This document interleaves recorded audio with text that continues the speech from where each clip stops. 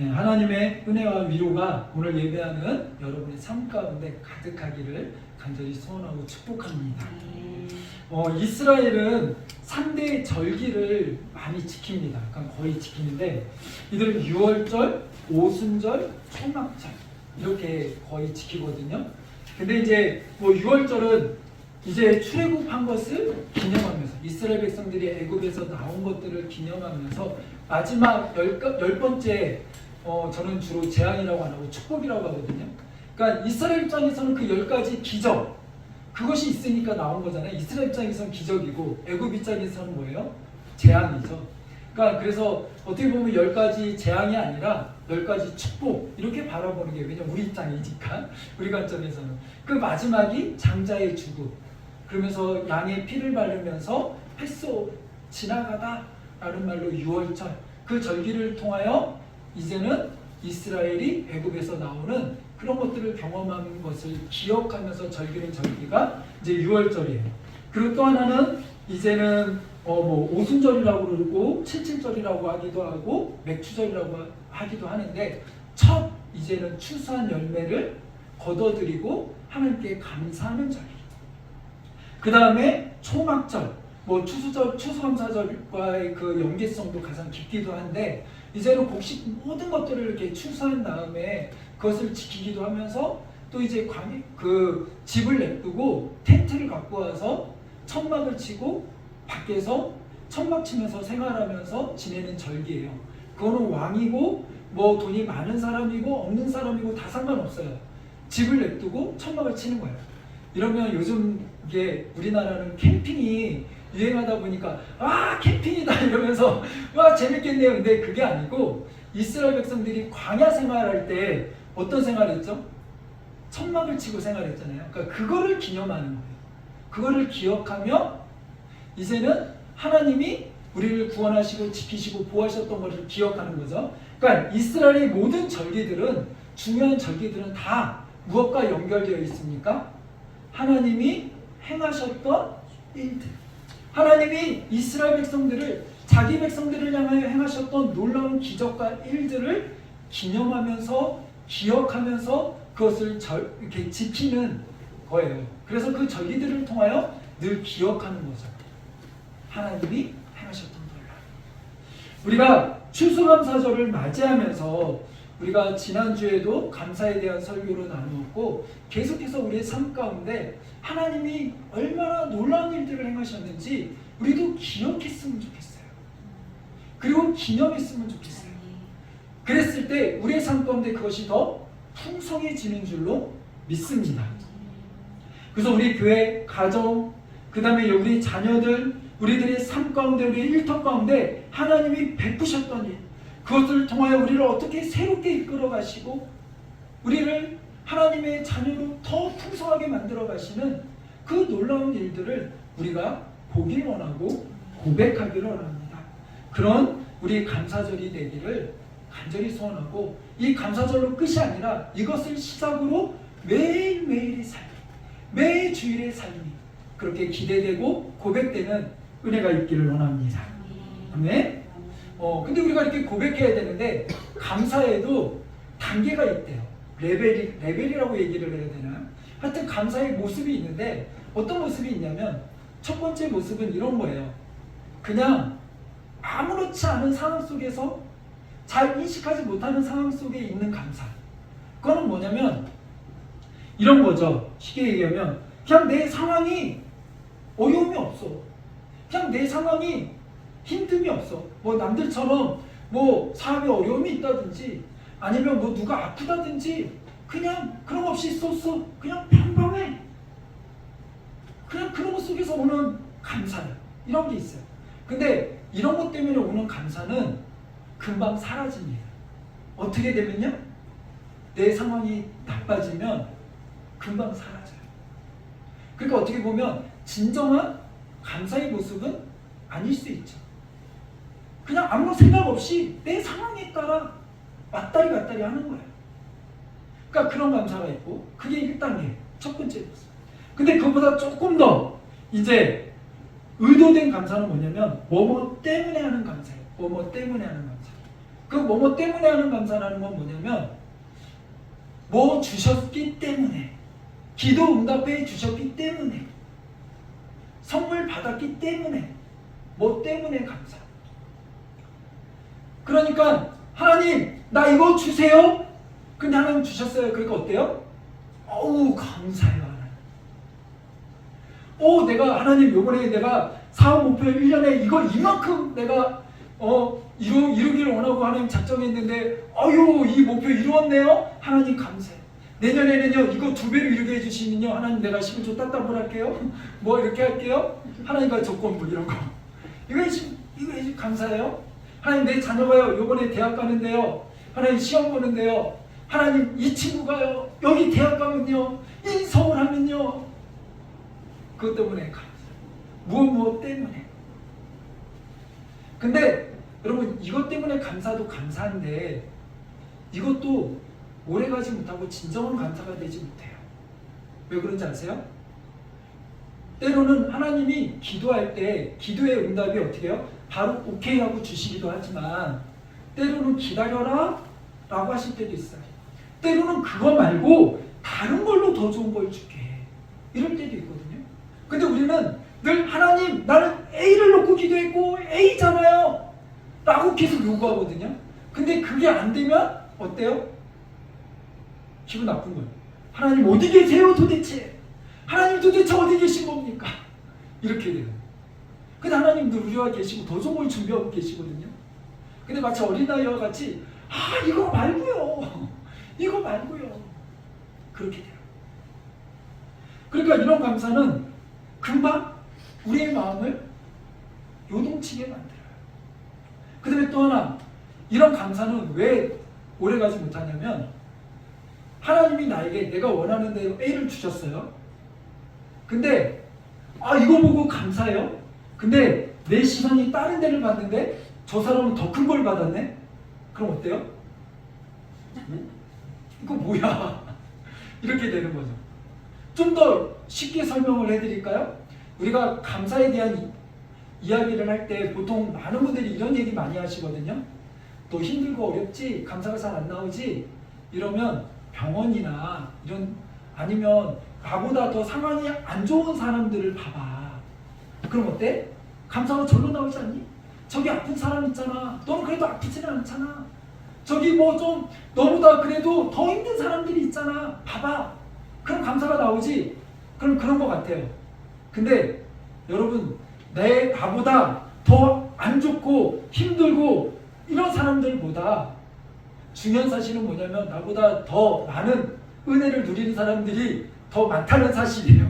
나의 시선이 이렇게 보다가 좀만 이렇게 보면 저 사람 요번에 큰 집 당첨됐네. 큰 집 샀네. 요번에 뭐가 잘 돼가지고 대박 나가지고 돈 되게 많네. 차도 더 좋은 거 샀네.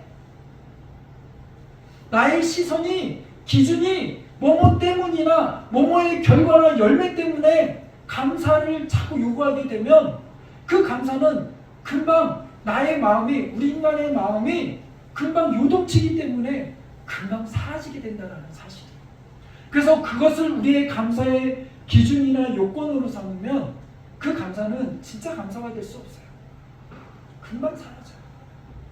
우리는 천년만년 젊을 것 같습니까? 우리는 천년만년 건강할 것 같습니까? 우리는 천년만년 그렇게 내가 모았던 재산이나 물질이나 갖고 있는 모든 것들이 늘 나와 함께 있고 그 위에 늘 쌓아 올라가서 이렇게 축적될 것 같습니까? 그렇지 않거든요.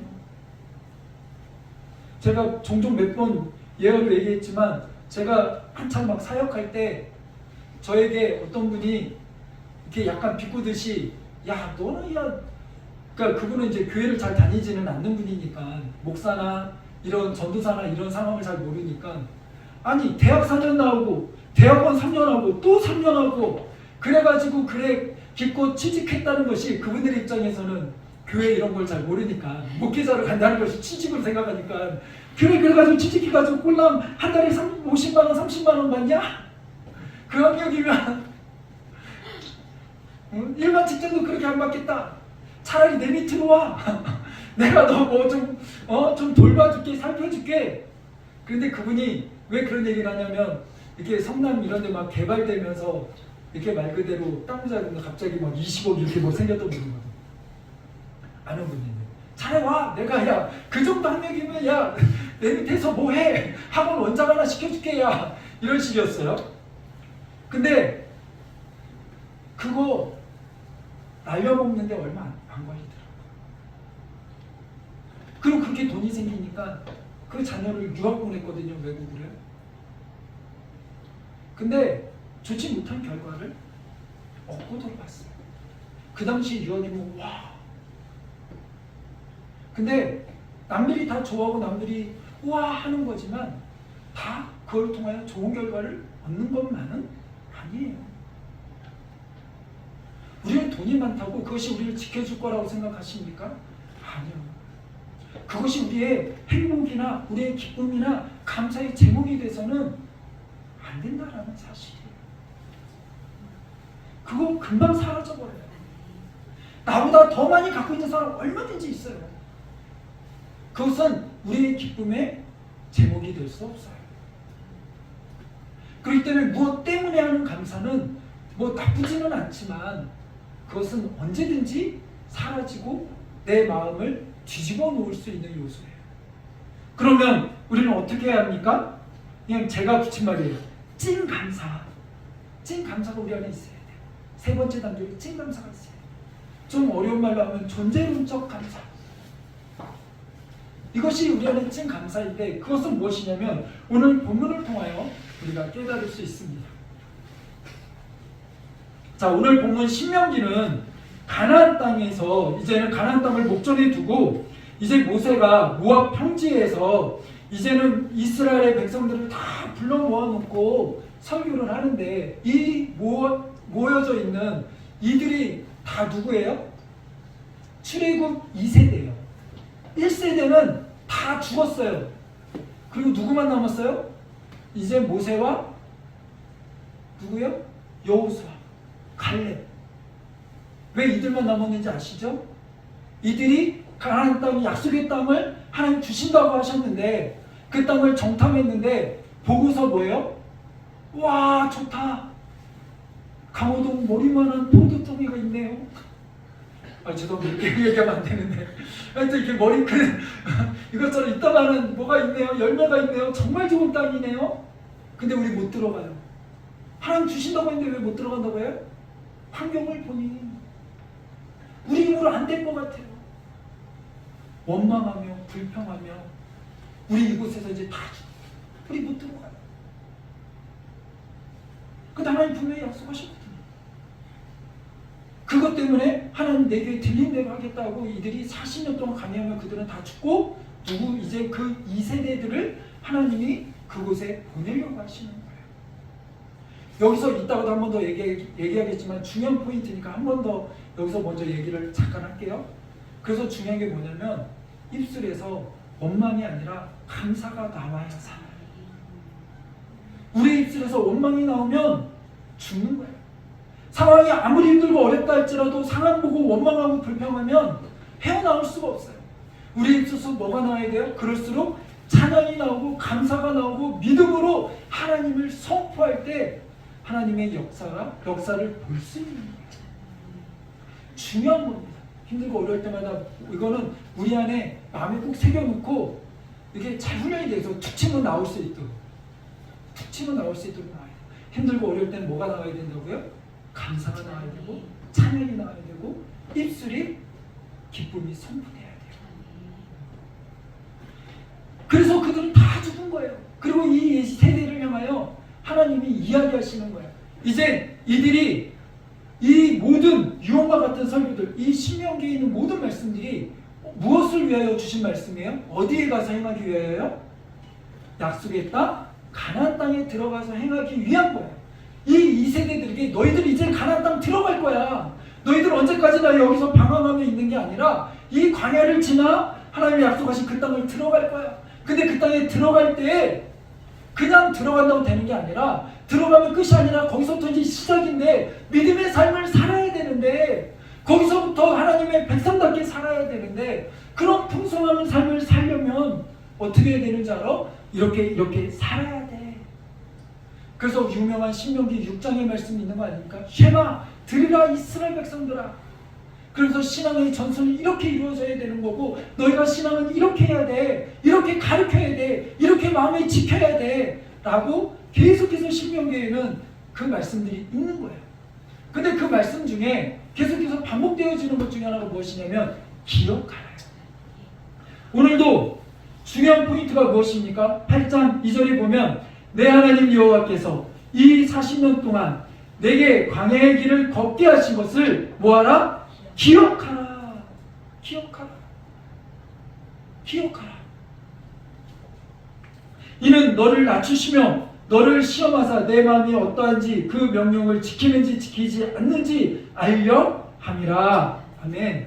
이 말은 무슨 말이에요? 하나님께서 광야의 40년 동안 어떻게 하셨는지, 너희를 어떻게 지키셨는지, 보호하고 너희를 돌보셨는지를 기억하라는 거예요.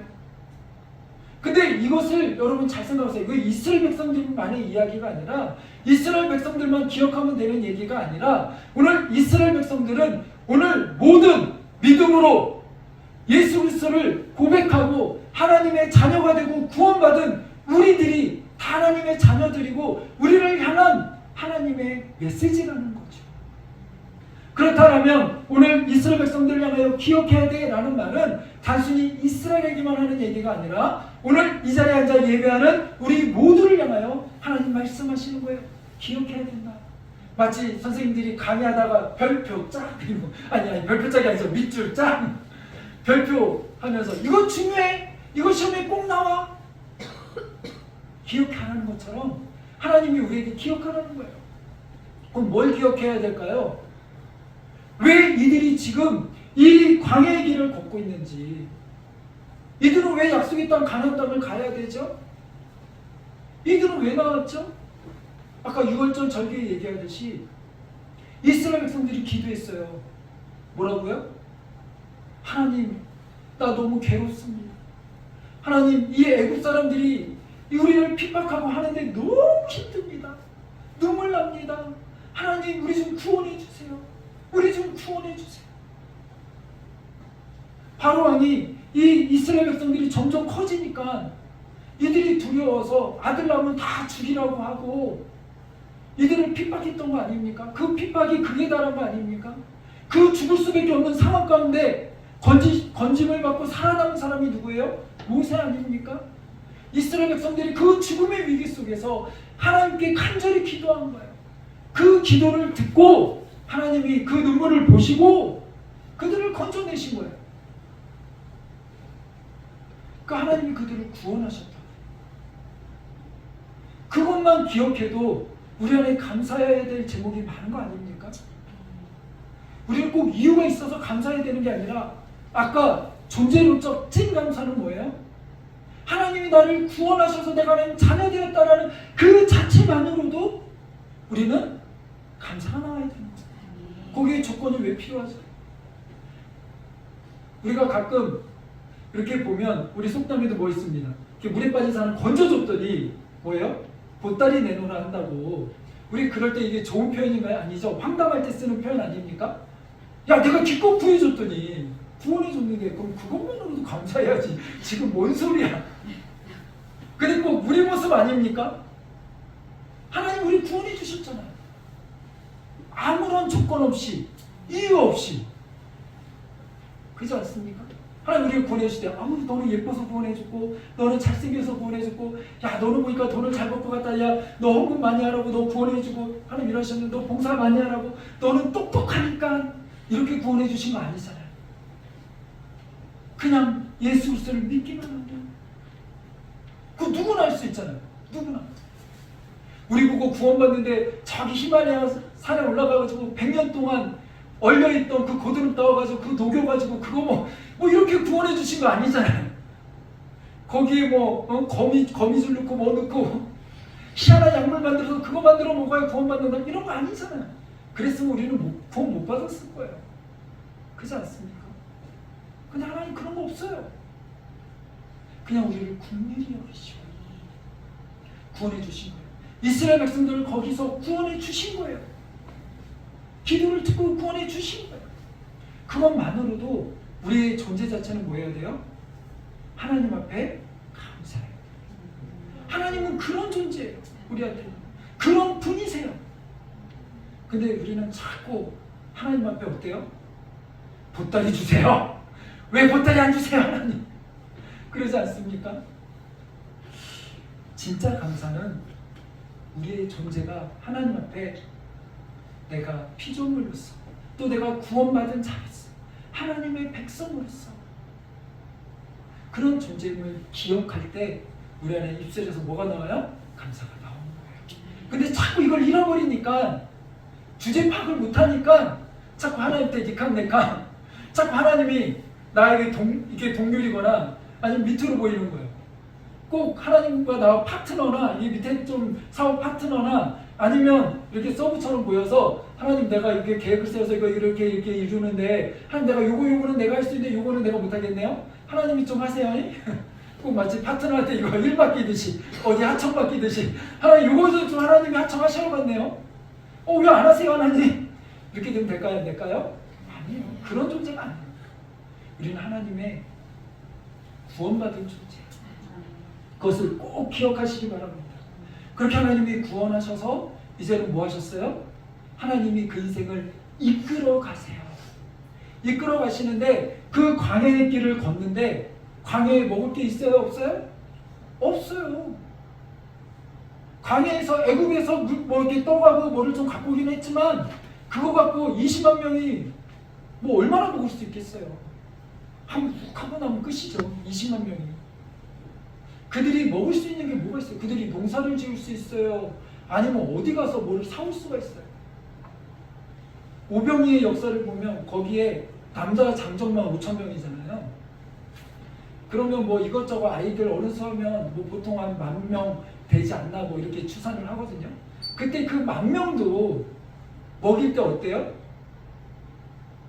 2만원 사람을 어떻게 먹입니까? 돈 있어도 음식 못 사와요. 근데 이들을 20명 이거 어떻게 먹여요? 이스라엘 백성들 광야에서 불가능한 거예요. 이들이 40년을 그곳에 살았다는 것 자체가 불가능한 거예요. 살 수가 없어요. 근데 이들이 어떻게 그 2세들이 그렇게까지 그렇게 버티면 40년 동안 살 수 있었어요? 하나님이 도와주셨어요. 하나님이 지켜주셨으니까 하나님이 책임져 주셨으니까 된 거예요. 매일 만나와 메추라기로 그들을 하나님이 풍성하게 먹이시고 입히시고 책임져 주신 거예요. 근데도 그들은 늘 뭘 생각해요? 이제 질린다. 아우 질려. 그러면서 뭘 생각해요? 옛 애굽을 생각해요. 정말 바보 같지 않습니까? 애굽에서 조금 좋은 고기 먹을 수 있었겠지요. 근데 그곳에서 왜 나왔어요? 자기들이 죽겠다고 기도했던 곳 아닙니까? 거기 있으면 죽을 것 같아요. 거기는 죽음의 장소잖아요. 눈물 흘렸던 장소잖아요. 고통의 장소잖아요. 근데 바보처럼 저기 더 좋았던 것 같은데. 그게 우리 이 어리석은 우리의 모습이라니까. 조금만 뭐가 풀리고 조금만 살 것 같으면 그곳에 그냥 옛 습관으로 돌아가고 옛 죄의 습관으로 돌아가고 그냥 하나님 잠깐만요. 금세 하나님께 밀어내고 그런 어리석은 모습. 그러지 말라는 거예요. 기억하라는 거예요. 하나님 너를 어떻게 지키셨는지 그 신발과 옷이 헤어지지 않고 하나님 어떻게 붙드셨는지 기억하라는 거예요. 여러분 우리도 하나님이 믿은 우리 신앙의 경륜이라는 게 있잖아요. 그죠? 우리가 하나님 지금 하루 이틀 믿은 게 아니잖아요. 그럼 그 신앙생활 동안 하나님이 내게 기도 응답 몇 번 해주셨을까요? 이걸 꼭 세야 돼요? 그럼 이상한 거예요. 하나님 내게 기도 응답 몇 번 해주셨을까 했는데 갑자기 순간 이거 이상한 거예요. 셀 수 있습니까? 수도 없이 응답해 주신 거 아니에요? 하나님 나를 얼마나 많이 지켜주셨어요? 수 없죠. 지금도 지켜주신 거 아닙니까? 사실 우리가 아침에 자고 깨는 거 이 자체가 놀라운 기적 아닙니까? 내 몸이 이렇게 움직이는 거 이 자체가 기적 아닙니까? 하나님이 단 한순간도 지키시지 않으면 우리는 그렇게 할 수가 없어요. 근데 우리는 이 사소한 이것 자체에 우리는 감사하지 않고 하나님 왜 또 외출하게 또 만나요? 하나님 이게 뭐예요? 우리는 계속 그거에 대한 감사보다는 원망과 불평이 쏟아나 안에 있어요. 근데 우리는 아까 얘기했잖아요. 환경 때문에 감사하는 존재가 아니라니까. 환경 때문에 감사하는 존재라고 하면 우리는 이해할 수 없는 존재가 있어요. 누구요? 바울. 우리는 바울을 되게 존경하잖아요. 그래서 뭐 바울 이상한 사람이에요, 바울 싫어 이런 사람 있어요? 없죠. 바울하면 모두가 다 존경해요. 왜요? 복음을 전하고 그 유럽과 모든 지역을 다니며 복음을 전하고 헌신하고 교회를 세우고 이랬잖아요. 놀라운 기적과 이적을 베풀었잖아요. 신약 성경에 많은 부분을 썼잖아요. 그러니까 바울하면 와 이러잖아요. 그죠? 근데 여러분 잘 생각해 보세요. 바울의 사역들을 보면 늘 바울의 사역이 좋았나요? 그 교회를 세우기까지, 성경을 쓰기까지 죽을 뻔한 고비를 몇 번을 넘기고요. 매를 어마어마하게 맞고요. 때로는 그들이 너는 사도 아니잖아, 비웃고 조롱하고 이런 것들과 여러 가지 이유 때문에 당연히 사례비를 받고 사역하는 게 맞지만 야 나 사례비 안 받을 거야, 나 그냥 내가 차라리 돈 벌어서 내가 내 먹는 거 내가 알아서 책임질게, 그러면서 복음 전했던 거 아니에요? 얼마나 조롱과 수치와 이 모든 것들을 당하면서 끝까지 복음을 전한 거 아닙니까? 환경적으로 이해가 안 돼요. 여러분 자세히 생각해보세요. 그래서 어떤 분들은 성경 좀 아는 분들은 와 바울 대단한데 바울처럼 되실래요? 이러면 그냥 선방이 되잖아요. 바울처럼 헌신하실래요? 아멘이 안 나와요. 그래서 신학생들도 1학년 때는 못 모르고 아골골 짜고지든지 제가 가겠습니다 이러다가 4학년 되면 아니요 하나님 이거는 좀 빼고 저거는 빼고. 왜요? 못 모를 때는 그러지만 알면 아는 게 더 무섭다고. 단 한 번도 바울의 삶은 상황 자체로는 감사할 게 있었어요? 없었어요? 없어요. 뭐가 감사합니까? 복음 전하고 교회 세웠다고 대접받았나요? 아니요. 늘 떠돌이의 삶이었어요. 근데 바울 서신을 잘 보세요. 때로는 감옥에 갇혀서 쓴 옥중 서신도 있거든요. 근데 옥중 서신에서도 늘 바울의 서신에는 늘 나오는 공통된 게 뭔지 아세요? 감사해요. 감사. 지금 옥에 갇혀있는데 뭐가 감사해요? 두들겨 맞아가지고 억울한데 뭐가 감사해요? 근데 바울은 늘 감사합니다. 감사가 나오는 거예요. 옥에 있는데 지금 뭐 맞아 터져가지고 지금 막 진물이 나는데 조금 있으면 이제는 로마에 압송되어가지고 조금 있으면 이제는 교수형 당하고 순교 당하는데 근데도 바울은 단 한순간도 하나님을 원망한 적이 없어요. 하나님 나 왜 이렇게 사셨습니까? 그렇게 하지 않았어요. 바울은 늘 감사했어요. 그리고 교회들에게 핍박받는 교회들에게 뭐하라고 해요? 감사하라고 이야기해요. 왜 이렇게 할 수 있습니까? 상황 때문에요? 이유 때문에요? 아니요. 바울도요. 아까 뭐 때문에 하나님 나 병 고쳐주세요 했는데 병 고쳐주셨어요? 안 고쳐주셨어요? 안 고쳐주셨잖아요. 계속 그 육신의 질병을 갖고 있었거든요. 근데 뭐 사실은 고침을 받았죠. 근데 이 이야기는 또 나중에 하고 이 얘기하면 또 길어지니까. 근데 일단은 보여지는 육신의 병은 치료되지는 않았어요. 그럼 아까 때문에면 하나님 뭡니까? 남들 병은 내가 다 고치는데 내가 안수하고 뭐하면 하나님 병 다 고쳐주세요. 왜 내 병을 안 고쳐주세요? 원망거리잖아요. 불평거리잖아요. 근데 바울은 단 한순간도 그렇게 불평하지 않았다니까요. 원망하지 않았다니까요.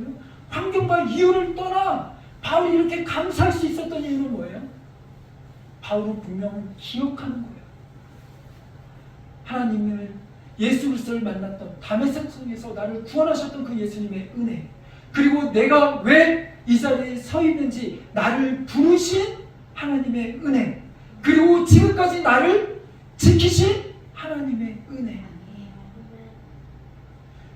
독사에 물린 순간에도 나를 지키셨던 하나님, 파선한 가운데 속에서도 나를 지키셨던 하나님, 그 하나님의 은혜를 기억하는 거예요.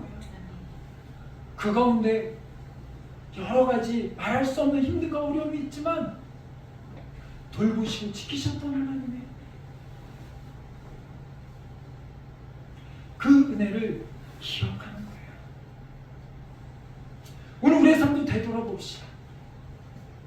뭐 크게 뭐 여러 가지 뭐 그런 건 없다 할 수도 있어요. 그러나 단 한순간도 하나님 우리를 놓아버린 적은 없음을 여러분 기억하시기 바랍니다. 뭐 다른 사람 이야기 할 것도 많지만, 예를 들고 간증하려면 많지만 딴 얘기하면 그렇고, 우리 교회 얘기만 해도, 함께하는 교회 얘기만 해도 역시 마찬가지예요. 몇 번 얘기했지만 오늘 추수감사절이니까 얘기하면 우리 함께하는 교회가 세워질 때도 그랬어요. 캐나다를 처음 갈 때도 그랬어요. 하나님 정말 우리 책임지고 먹이신다며요. 그러면 정말 하나님 어떻게 먹이시는지 체험하고 간증하기 위해서 진짜로 비행기 티켓 끊고 말도 안 되는 금액 들고 갔어요. 어떤 분이 진짜로 저희 되게 많이 갖고 온 줄 알고 우리한테 차 같은 거 막 사라고, 돈이 없어요 그랬더니 안 믿으시더라고. 근데 나중에는 진짜인 줄 알고, 왜 진짜 이상한 눈으로 욕하듯이 왜 왔어요? 이 돈 들고 왜 왔어요?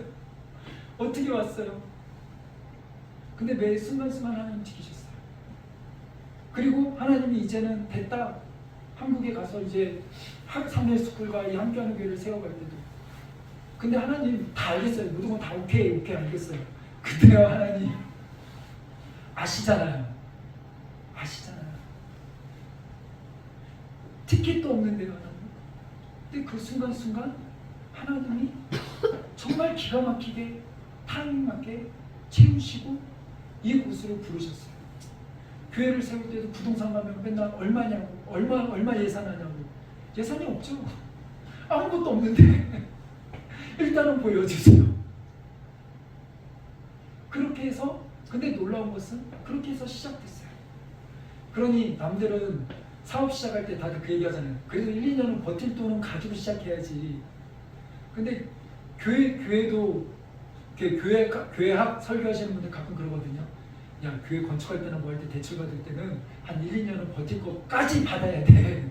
그래야 버텨. 그러는데 뭐 함께하는 교회는 시작할 때 그게 뭐예요? 당장 하루하루 그것도 없어. 그거 세워지는 것도 쉽지 않았으니까. 그러다 보니 정말 오는 기간 동안 기가 막힌 웅덩이와 같이 문을 닫거나 쫓겨나거나 해야 되는 상황이 있었어요. 그럼 상황적으로는 이거 뭐야? 상황적으로 이게 뭐지? 하나님이 세우셨는데? 하나님이 보내셨는데? 이게 뭐지?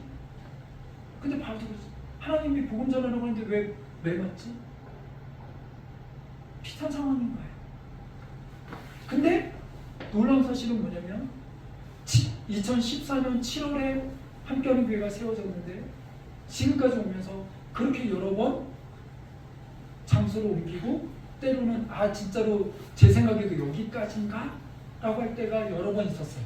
근데 하나님은 그때마다 또 기가 막힌 놀라운 일들을 행하시며 지금까지 오게 하셨고, 지금까지 하나님이 이끄셨어요. 지금까지 온 생활들을 보면 정말 힘들고 어려운 거 많았어요. 근데 단 한순간도 하나님이 안 지키신 적이 없어요. 하나님이 돕지 아니하신 적이 없어요. 보호 안 하신 적이 없어요. 그런 놀라운 은혜가 저희에게만 있는 게 아니라 여러분에게도 있잖아요. 하나님 여러분의 가정들도 그렇게 지키셨잖아요. 여러분의 일터도 그렇게 지키셨잖아요. 무엇보다 여러분의 자녀들도 그렇게 지키셨잖아요. 우리 자녀들이 가끔 고백하는 게 있어요. 나중에 철들이가 고백하는 게, 여기 목회자 자녀다 보니 사실은 뭐 제대로 된 신발이나 옷이나 때때로 사줘야 되는데 못 사줄 때가 있어요. 그러니까 뭐 남들처럼 뭐 메이크업, 뭐 등골 메이크업 이런 거는 뭐 꿈도 못 꾸고 또 그런 거 이렇게 사달라고 해도 사주지도 못하고 그러다 보니까 그거 잘 알까 사달라는 얘기도 안 해요. 그러니까 이렇게 항상 그 마음에 미안한 감도 있고 그런데 중요한 사실은 그러니까 늘 우리가 뭐 풍성하게 하지는 못했지만 근데 아이들의 고백은 뭐냐면 근데 늘 풍성하게 누렸다라는 거예요. 뭔가 큰 거 돈을 가지고 있고 뭐를 가지고 있고 막 이러지는 않지만 근데 막상 우리 자녀들을 지나고 돌이켜 보면 그렇다고 해서 막 부족하게 지닌 거는 없어요. 성교지다 어디다 또 때에 따라 풍성한 은혜로 많은 것들을 누렸어요. 누리게 하셨어요. 지켜주셨어요. 그러니까 중요한 것은 내가 기억하지 못해서 그렇지 하나님은 늘 우리를 붙잡고 계셨고 때에 따라 내 생각과 다르게 좋은 것으로 먹이시고 입히시고 책임져 주셨어요. 누구를요? 우리를. 이 기억이 왜 중요하냐면 이 기억이 있어야 이 기억에서 무엇이 나와요? 하나님을 향한 믿음이 나와요. 하나님을 향한 선포가 나와요. 하나님 이렇게 힘든 상황 속에서도 나를 건지시고 지키셨죠. 하나님 내가 정말 죽을 것 같아서 나 이제는 정말 죽어버릴 거야. 그런 마음이 드는 상황 가운데 속에서 하나님 찾아오셔서 우리 마음을 만지시고 우리 가정을 만지시고 우리를 일으켜 주셨죠. 그 하나님이 나의 구원자 하나님이신데 나를 돌보시는 하나님인데 나를 이렇게 지켜주셨는데 그 믿음이 있어야 그 믿음에 대한 확신이 있어야 우리는 뭘 할 수 있어요? 내일을 향하여 나아갈 수 있어요. 내일을 믿음으로 선포할 수 있어요. 내일은 난 몰라요. 내일은 우리는 어떻게 할 수가 없어요. 근데 그 내일을 우리 어떻게 살아요? 불안해서 어떻게 살아요? 힘든데 어떻게 살아요? 그거를 살 수 있는 힘은 어디서 나와요? 믿음에서 나오는 거예요. 하나님이 지금껏 나를 이렇게 지켜주셨는데 내일은 만나가 내일도 내릴까? 어떡하지? 하나님 내일은 하나님 이 자녀는요 이 아이들은요 내 이 자녀를 위하여 하나님 10억 좀 물려주면 될까요? 어림없는 소리 하지 마세요. 돈이 자녀를 지키지 못해요.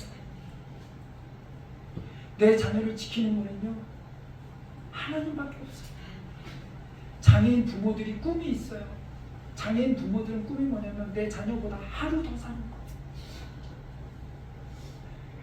근데 그 불가능한 꿈인 거 아시죠? 그 자녀들만 보면 눈물 나요. 근데 그 자녀들 누가 지켜요? 하나님이 지켜요. 그럴 수밖에 없어요. 우리 가장들은 늘 어깨에 무게가 있습니다.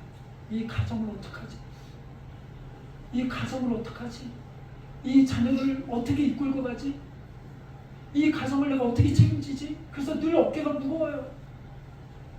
또 이런 얘기하면 목사님 저희도 돈 버는데요. 버리고 근데 돈 얘기가 아니고요. 하나님이 이 가정을 질서상 가장을 세우시고 그 가정을 책임지게 하셨거든요. 이끌어가게 하셨거든요. 질서상.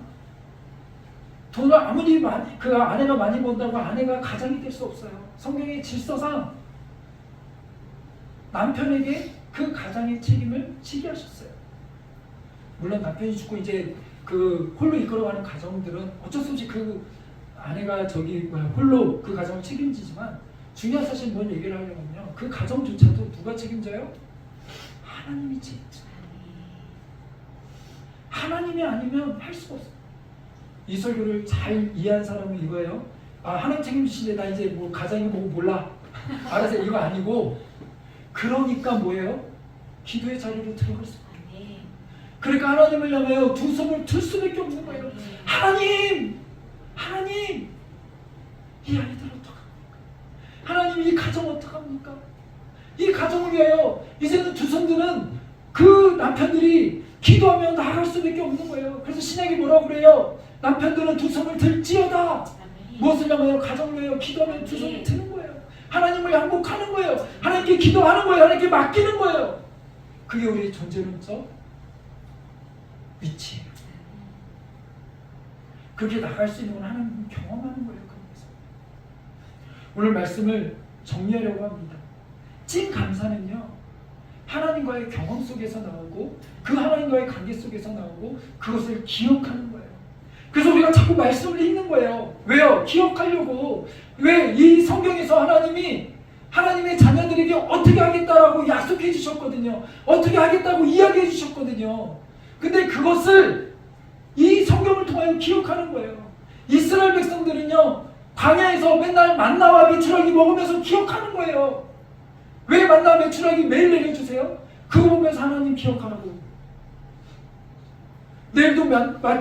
내일도 만나와 메추라기가 내릴까? 내리지. 왜요? 하나님이 보호하시니까. 근데 우리 오늘날에는 만나와 메추라기 안 내리잖아요. 그 방법이 아니라 하나님은 오늘은 다른 방법으로 우리를 지키시는 거예요.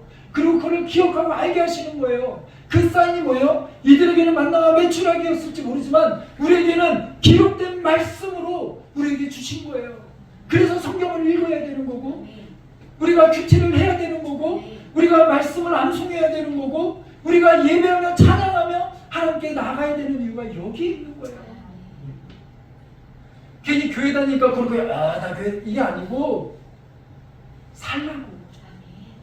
그래서 말씀을 보면서 터져 나오는 거예요. 상황은 죽을 것 같은데, 상황은 매 맞아서 터져서 이제는 여기가 끝인가 같은데, 그 상황 속에 그 진흙과 같은 어둠을 뚫고 한 줄기 빛과 같이 우리 안에 소망을 꽂으시는 분, 무엇으로요? 말씀. 그리고 나의 기억 속에 끄집어내는 거예요. 하나님이 나에게 어떤 존재셨다, 하나님이 나에게 어떻게 함께 하셨다, 어떤 은혜를 부으셨지. 근데 하나님 한결같다고 하셨잖아. 변함이 없다고 하셨잖아. 나는 변하고 이런 때로는 하나님 앞에 이렇게 못난 모습으로 있지만 그럼에도 불구하고 변함없이 나를 향하여 항상 그 자리에서 지켜보시며 품어주시는 거지. 그 하나님이 있기에 오늘 내가 살아갈 수 있는 나에게 내일이 희망이 있는 그 은혜를 고백하며 하나님께 우리에게서 뭐가 나와야 된다고요? 감사가 나와야 됩니다. 상황은 늘 내 편 아니고요. 사탄은 그 상황을 위해 그 틈을 타서 우리를 자꾸 원망하게 만들어요. 불평하게 만들어요. 그럼 끝나요. 원망하고 불평하면 끝나요. 이스라엘 백성들 원망하며 불평하다 끝난 것들을 우리는 기록에서 보잖아요. 우리의 원망이 변해요. 그 틈을 주지 마시고 기쁨과 감사함으로 우리의 입술이 터져나올 수 있도록 해야 해요. 그러려면 깨닫는 것만 갖고는 안 돼요. 뭐가 같이 동반돼야 돼요? 훈련이 동반돼요. 교육은 깨달음과 훈련이에요. 수학을 아무리 개념적으로 이해해도 그거를 완전히 내 거 만들면 어떻게 해요? 자꾸 문제를 풀어봐야 되듯이 신앙은 교육과 훈련이에요. 나 이제 하나님을 깨달아서 금방 도움 돼요. 왜요? 훈련을 해야 돼요. 훈련을 해야 돼요. 우리 존재 자체가 그래요. 그래 참 기억하는 거예요. 그래서 자꾸 감사합니다. 힘들지만 가 아니라 힘들지만 그래도 어떻게 해요? 감사합니다. 감사합니다. 하나님 감사합니다. 우리 그런 의미에서 역사하고 우리 한번 훈련하는 마음으로 고백해 볼까요? 감사합니다. 아멘. 감사합니다. 손 꼭 잡아주면서 함께해서 감사합니다. 아멘. 우리 안에 이 감사가 충만하길 원합니다. 네, 근데 가짜 감사에 속지 마시고 금방 사라지는 감사에 속지 마시고 찐 감사. 그거는 누구요? 하나님과 관계 속에서 올 기억하면서 우리가 나아가길 원합니다. 기도하겠습니다.